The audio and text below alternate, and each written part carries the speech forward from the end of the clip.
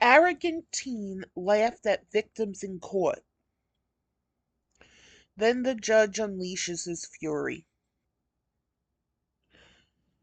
I'd like to know who they think they are committing crimes, and then when they get punished for it, they laugh at the victims. They're the pathetic pieces of trash who committed the crimes, hurt people, and then with their bullying attitudes laugh at them in court? Here we go. You're a biased judge, and I can't wait to appeal to see my case. In the heavy silence of a courtroom, a young woman's voice trembles, thick with a grief so profound it feels suffocating. She speaks of her sister, China Forney, a high school senior with a vibrant future, stolen by a senseless act of violence. As her testimony reaches its most heartbreaking point, a sound cuts through the sorrow, a laugh. It's not a cough or a mistake. Laughing. But then when people say he should go to jail for the rest of his life, or he should get the DP death penalty, that's racism, especially if it's a white person calling it out. He has no remorse for what he did. You have no remorse for the bullshit you do? You don't deserve to be around people. I don't care you're black. I don't care you're white. I don't care you're Asian. I don't care you're Hispanic. I don't care you're Indian. This is a pathetic piece of garbage. It is a cold, arrogant, and utterly defiant chuckle. The sound comes from the man convicted of the murder, 17-year-old Alvin Foy. What kind of man laughs at the raw grief of a family he has just destroyed?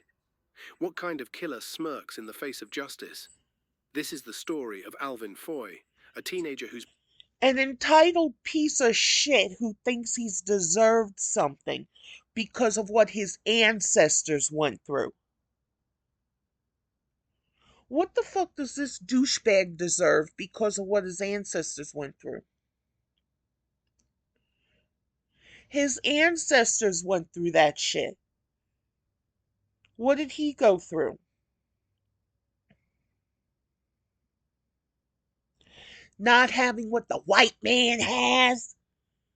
Well, I'm a white woman. I don't have what a lot of white people have. Fuck you. breathtaking disrespect would not only insult the memory of his victim, but would ignite one of the most chaotic courtroom brawls in recent history. His defiance would push a veteran judge to the absolute edge, culminating in a violent physical confrontation that proved some criminals feel no remorse at all. Because a lot of them, not all, they be black and they be disrespected, and that's not allowed. So if they gotta go and hurt people, even their own people, that's okay. And a lot of people believe that it is okay, and it's not. This was a black on black crime. Black lives matter. This guy's life matters. But the black girl he killed, her life doesn't matter, right? I'm telling you, a lot of black people have things twisted in their fucking heads.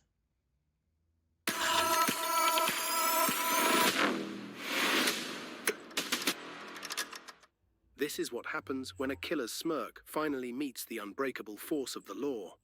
Before the courtroom, before the laugh that echoed with pure malice, there And look at his lawyer. His lawyer looks like he so wants to just backslap him to shut the fuck up. But this is the arrogance of a ton of people today. Black, white, they feel so entitled and that they can do this shit. There needs to be stiffer penalties. He took a life, he's laughing, take his life. And in the same way, he took a life. Let him feel the pain. That's why I love the idea of the electric chair. It takes more than one shot. They feel the pain.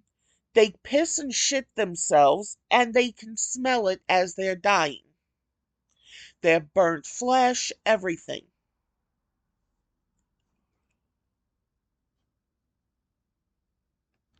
There was a warm summer night in Albany, New York, and before there was a victim, there was a young A warm summer night, but they're showing snow all over everything. woman on the brink of her entire life. 18-year-old China Forney was standing on that threshold. With her high school graduation just 3 weeks away, the world was an open book, its pages filled with promise. Friends and family described her as radiant, a magnetic personality whose energy could light up any room she entered. She had picked out her prom dress. And that douchebag piece of shit that killed her obviously didn't like her life. Didn't like the light she was putting out there.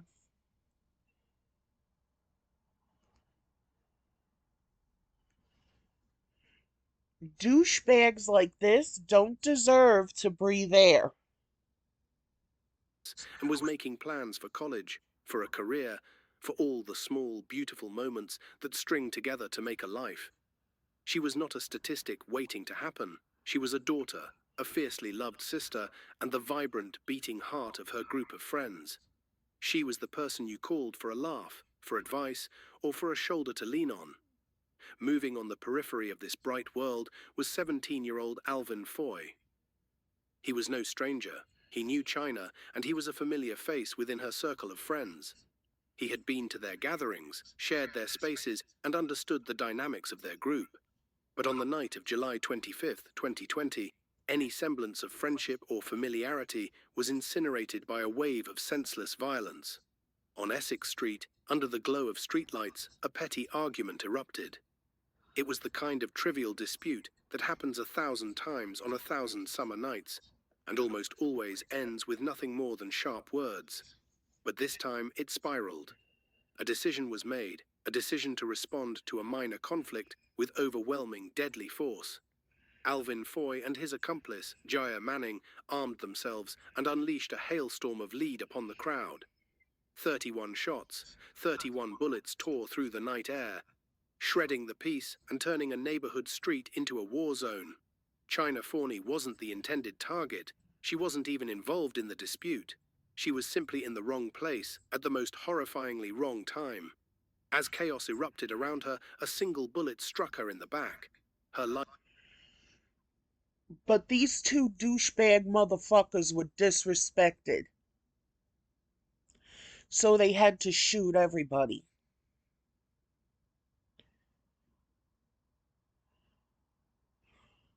But no, they deserve a second chance, right?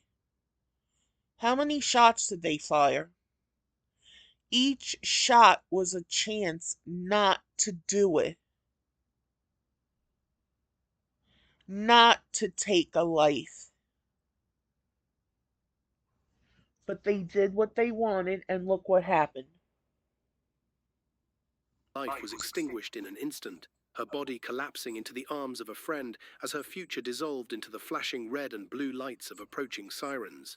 Foy fled in a getaway car, leaving a city in shock. And then the cowardly motherfucker ran. Oh no, but he's not a coward because he shot everybody. Well, not everybody had a goddamn gun. And a family destroyed forever. China Forney deserved a future she never got. If you believe her story deserves to be heard, subscribe now and comment where in the world you're watching from as we demand justice. The echo of 31 gunshots faded, but a new sound now washed over the city of Albany, the deafening roar of grief and fear. The flashing lights on Essex Street illuminated a scene of pure chaos. Shell casings littered the pavement like metallic seeds. A community was paralyzed in shock, and the family of China Forney had just begun a life sentence of pain. For the Albany Police Department, the clock was already ticking. 2 shooters had vanished into the night, melting back into the city's veins, and the immense pressure to find them was mounting with every passing hour. The problem was immense. This wasn't a clean crime scene with a single piece of smoking gun evidence. It was a maelstrom. Witnesses were scattered, many terrified of retaliation if they spoke. The shooters had fired into a crowd, an act so brazen and indiscriminate it suggested they felt untouchable. The city was holding. And that's the thing with a lot of black people. They feel untouchable because all they have to do is pull out that race crutch and start swinging it around. That's why I say fuck Black Lives Matter. Black Lives Matter would fight for these 2 pieces of shit. But they're not fighting for the victim.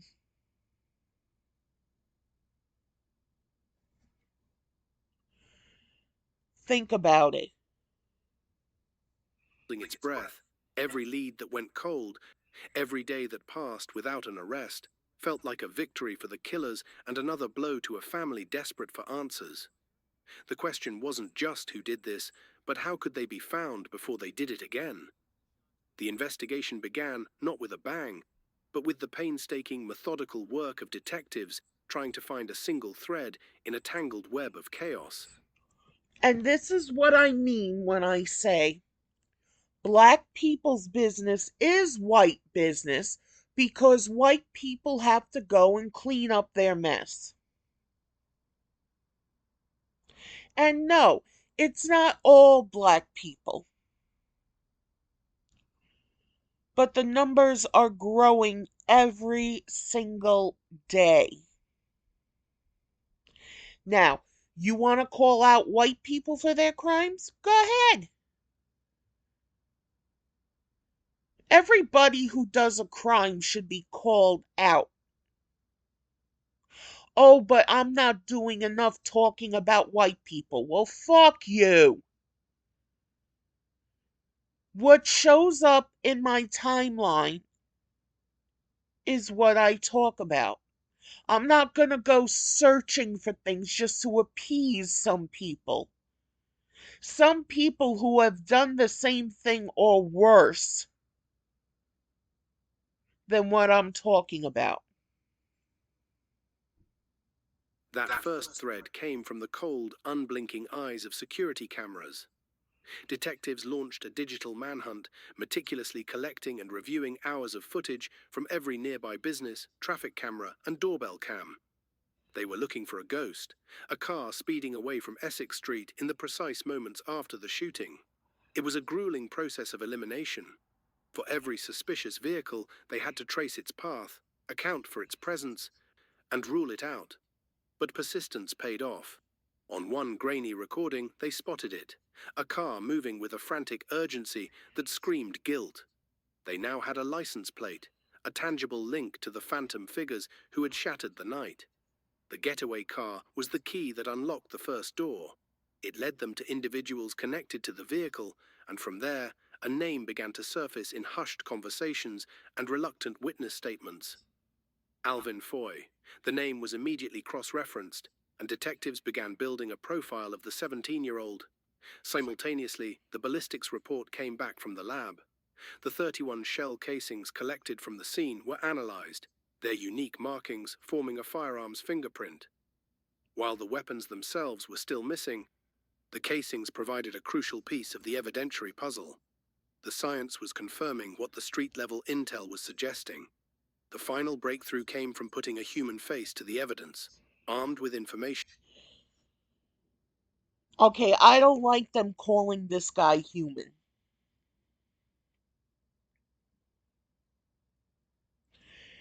And no, not because he's black, but because of what he did.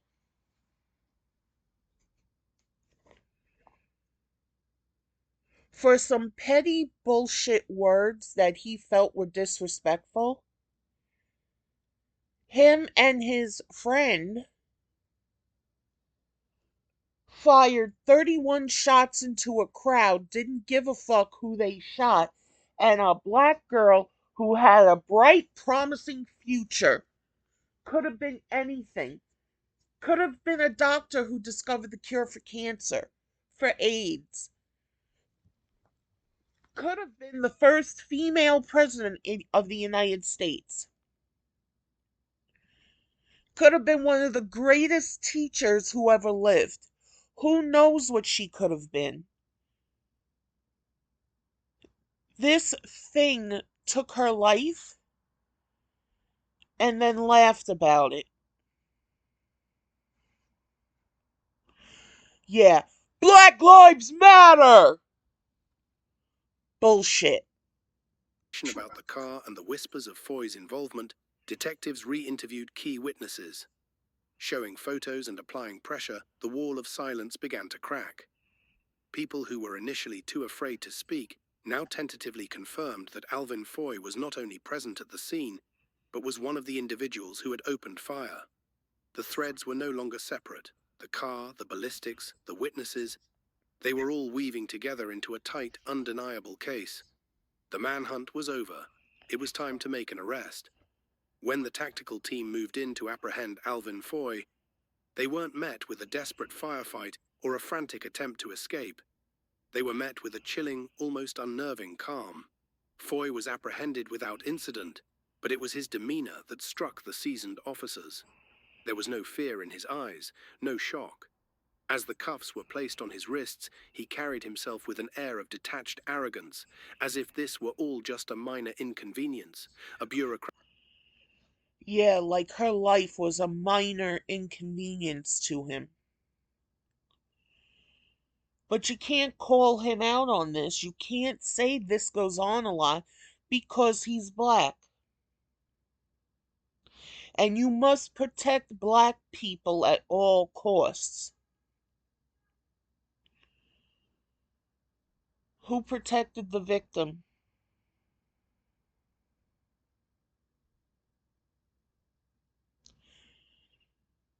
But his life means more than hers, especially because she's gone. That kind of mentality, that way of thinking, is what's wrong with this world. Hurdle he would soon overcome. This unnerving composure continued in the interrogation room. Faced with the mountain of evidence against him, the car, the witnesses, the ballistics, Foy was unmoved. He denied everything, but he did so with an unnerving smirk. He slouched in his chair, treated the detective's questions with contempt, and seemed more bored than concerned. The investigators in that room, trained to read every flicker of emotion, saw something deeply unsettling. It wasn't the panic of an innocent man wrongly accused, nor the calculated silence of a hardened criminal. It was the pure, unadulterated confidence of someone who believed he was completely above the consequences of his actions. They didn't know it yet, but they were getting the first glimpse of the very same defiance that would later rock the Albany County Courthouse to its foundations. Throughout his pre-trial hearings, this behavior only escalated. In front of judges and prosecutors, Foy would roll his eyes, flash grins at his supporters in the gallery, and whisper dismissively to his attorney. He was performing, treating the initial stages of his own murder trial like a boring school assembly. The legal system saw a defendant. His victim's family saw a monster without a soul. The stage was now... He is a monster without a soul.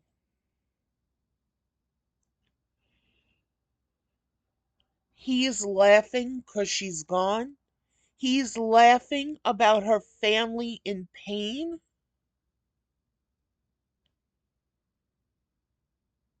No, but this isn't an animal. This is not an animal that needs to be put down. This is a human being. Bullshit.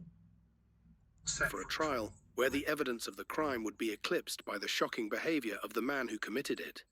The tension was no longer on the streets, but contained within the four walls of the courtroom, ready to explode.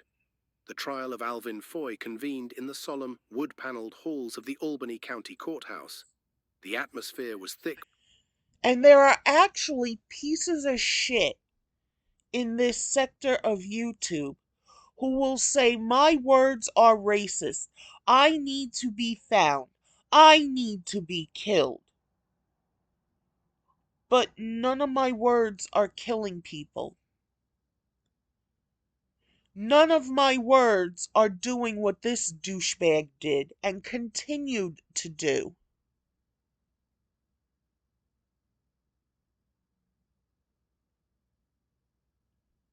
Black people in this sector, and it's not all, they really need to check themselves and re educate themselves on what it is to be a human being. Words are words. But apparently, what I do is worse than what this guy did. This guy took a young girl's life, a young black girl's life. But I guess all the words of protect black women at all costs, protect black people at all costs, protect this, protect that, doesn't matter when it's another black person who did it. Because that's not following the white man's laws, that's doing what he wants. Everybody has a twisted, warped sense of what's right and wrong. And color is a big part of it. With a tension that had been building for months. On one side sat the prosecution, armed with a mountain of evidence meticulously assembled by dedicated detectives. On the other side sat Alvin Foy, flanked by his legal counsel, radiating an aura of untouchable indifference. And in the gallery, holding on to one another for strength, sat the family of China Forney, forced to relive their darkest day in the hope of finding a glimmer of justice. The prosecution's case was a methodical and damning reconstruction of the crime. They presented the grainy surveillance footage of the getaway car, its flight from Essex Street a silent confession. They presented the ballistics evidence, showing how the 31 shell casings were a definitive fingerprint of the weapons used. One by one, witnesses took the stand, their voices at times trembling, but their testimony unwavering, placing Alvin Foy at the scene, with a gun in his hand, firing into the crowd. The defense attorneys did what they could, chipping away at the edges, but they were trying. And to this black life, none of the black lives in that crowd mattered.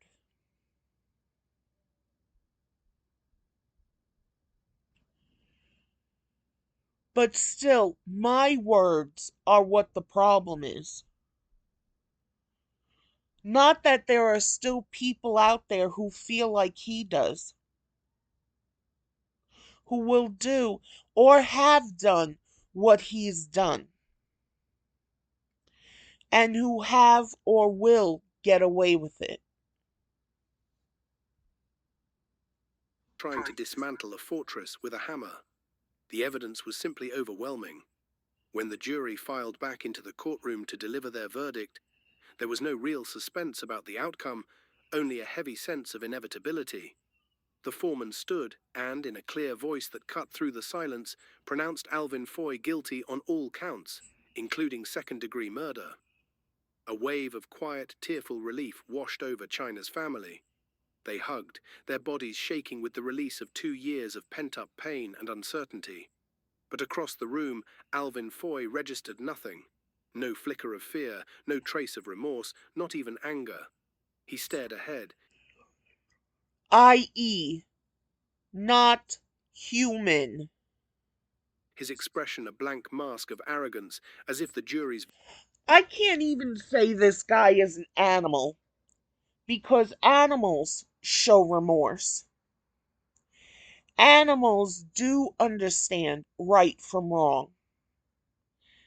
This thing either doesn't know, doesn't care, or this is the way he was conditioned by the people who raised him and the environment he was raised in.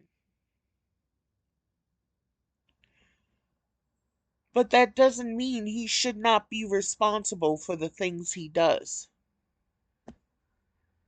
verdict were merely an opinion he didn't happen to share. This chilling lack of emotion was only a prelude. The true heart of the matter would be exposed on sentencing day, the final chapter where the law would deliver its consequence. This was the moment for the family to finally address the man who had destroyed their world. China's sister, her face a portrait of grief and courage, walked to the podium to deliver her victim impact statement. The room was silent, every person present leaning in to hear her words. She spoke of China not just as a victim, but as a person. Her laugh, her dreams of graduation, the brilliant future that now existed only in memory. Then she turned her attention to Foy, and her voice, though breaking, was filled with a raw and painful honesty. She reminded him that he was not a stranger, that he had been welcomed into their circle. "You came with us. You were out with us multiple times," she said, the words heavy with a sense of profound betrayal. "So I never expected that from you." He doesn't care, 'cause even black people feel other black people owe them.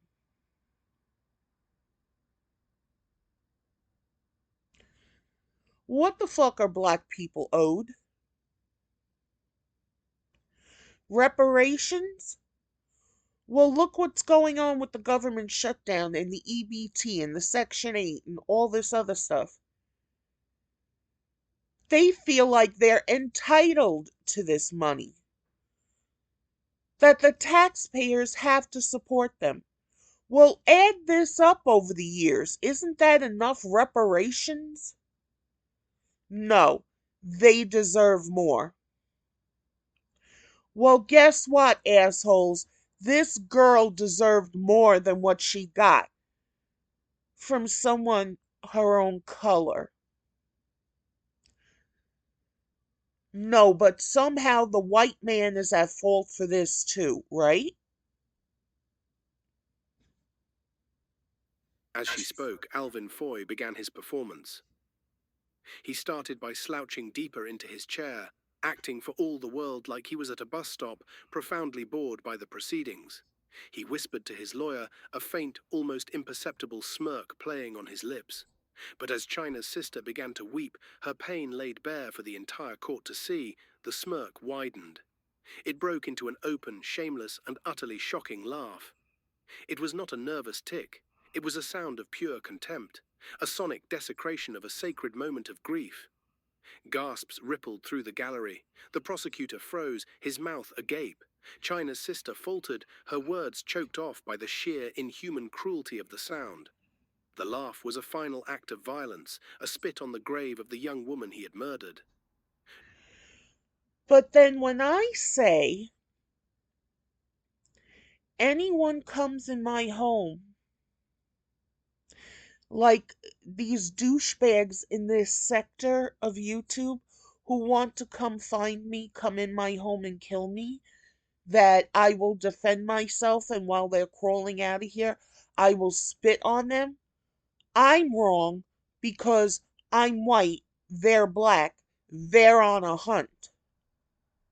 I've said it before. They are on a hunt. Like a pack of wild animals. And what do you do with a pack of wild animals? And again, this is a pack, it's not all. You put them down. If this motherfucker had been put down way before this girl would still be alive. No, but I'm white. I'm racist for this. What is he for killing her and not even caring that he killed her? Laughing about killing her, laughing about her family's pain.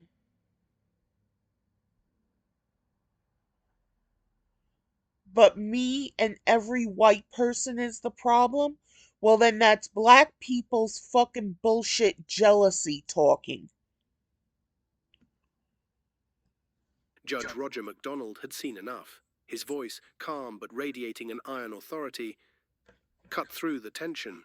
"Mr. Foy," he began, giving the defendant a chance to regain some semblance of decorum. But Foy was just getting started. When it was his turn to address the court, he rose not with remorse, but with rage. He immediately began arguing with the judge, talking over him, aggressively proclaiming his innocence. "6 other witnesses said I wasn't there," he yelled. Judge MacDonald calmly attempted to restrain him. "Sir, we're not retrying the case," the judge explained, his patience wearing thin. "The jury was convinced beyond a reasonable doubt. You can't talk at the same time as I talk." But Foy would not be silenced. He continued to shout, his defiance growing with every Because these things know no respect. They don't even respect their own people. word. The judge finally confronted the core of his disgusting behavior. "Is that why you were laughing throughout the statement by the victim's sister?" he demanded. "Is that why you were laughing, sir?" Foy's response was a petulant lie. "She was laughing at me." This was the final straw. She wasn't laughing at him. But again, this is what things do. They lie to justify what they're doing. Judge MacDonald's voice dropped, now filled with a cold, righteous anger. "Anyone with a shred of human decency," the judge stated, his words landing like hammer blows, "would not sit in this courtroom and laugh at the sentencing. You would not laugh and make a joke and slouch in the chair and act like this is a bus stop or a bodega or a park bench." He warned Foy's lawyer one last time, "Let your client know I'm about to send him back into the holding cells." But the warning was useless. Fueled by a narcissistic Look at his lawyer. His lawyer knows damn well he can't control him.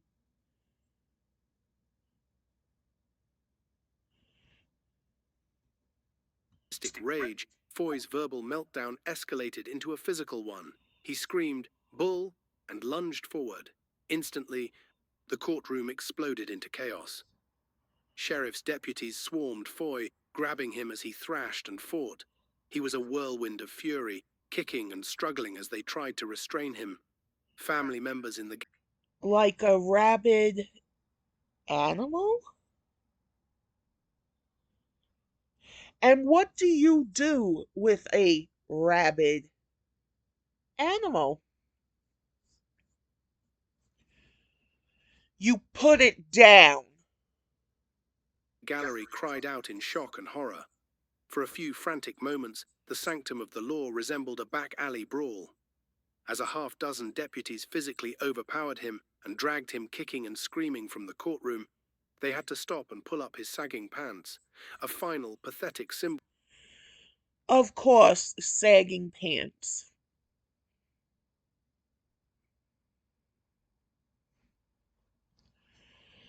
A pig till the end. Of his complete and utter lack of dignity. A stunned silence fell over the room. The source of the chaos was gone, but his poison lingered in the air. China's family sobbed, not in relief, but in utter shock at the display they had just witnessed. In the center of the room, the defendant's chair now sat jarringly empty. But Alvin Foy's attempt to derail justice had failed. Judge Roger MacDonald, visibly shaken but resolute, looked at the empty chair where the defendant should have been. He made it clear that Foy's absence would not stop his sentence. With the entire court as his witness, he addressed the empty chair as if Foy were still in it, and with a voice that tolerated no further argument, he delivered the final, inescapable consequence. He sentenced Alvin Foy to 25 years to life in prison. The gavel came down with a sharp, definitive crack. The sound echoed through the silent courtroom, a Taxpayer money shouldn't be spent on this thing for the rest of his life. final punctuation mark on the chaos. It was the sound of order restored, the sound of justice, though horribly delayed and disrespected, ultimately prevailing. The gavel fell and the chaos ended. Alvin Foy was dragged from the courthouse not as a defiant teenager, but as a convicted murderer, his future now defined by concrete walls and iron bars. The brief explosive power he wielded through his disrespect was extinguished by the methodical and unyielding power of the law. His attempt to make a mockery of the court had failed. All he had done was make a monster of himself. Today, Alvin Foy is an inmate at the Great Meadow Correctional Facility, a maximum security prison in New York. The smirk he wore in court is gone, replaced by the grim reality of a life behind bars. Ha ha! He was sentenced to 25 years to life, and he will not be eligible for parole until the year 2046. By then, he will be a middle-aged man, having spent more of his life in a cell than out of one. His accomplice, Jamir Manning, was also held accountable for his role in the senseless violence, receiving a sentence of 20 years to life. But justice for China Forney is not just about prison sentences. The legal system delivered its consequence, but There really is no justice for her. She worked hard. She made it through high school. A lot of people don't make it to graduation day.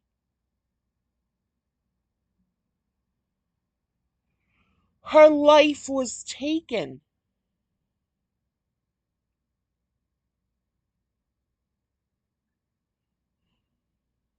Even though they're in prison for, they claim up to life, but they'll wind up getting parole because they be black and you gotta let black people off. She wasn't let off and she didn't do anything wrong. She was just hanging out with people, talking, having a good time. She paid the ultimate price for these two fucking animals. it cannot restore what was lost. China never got to walk across the stage at her graduation. She never went to college, never started a career, never had a family of her own. Her future was obliterated on a summer night over a meaningless dispute. Her family, who fought so bravely for her memory, must now live not only with the pain of her absence, but with the haunting memory of her killer's laughter. They were denied the simple, solemn dignity of grieving in peace, their pain openly mocked by the man who caused it. The murder of China Forney was a profound tragedy, but it was Alvin Foy's behavior at his sentencing that seared this case into the public memory. It raises a question that goes far beyond the legal definition of guilt. We are left to wonder about the nature of the person behind the crime. Was Alvin Foy's laughter in court the act of a scared, immature teenager buckling under pressure? Or was it the undeniable mark of a cold-blooded, remorseless killer, completely devoid of human empathy? And when a criminal shows such profound contempt, not just for his victim, but for the very system of justice itself, what is the appropriate response? Share your verdict in the comments below. You're a fine judge, and I can't wait to appeal to see my case. And there goes his arrogance.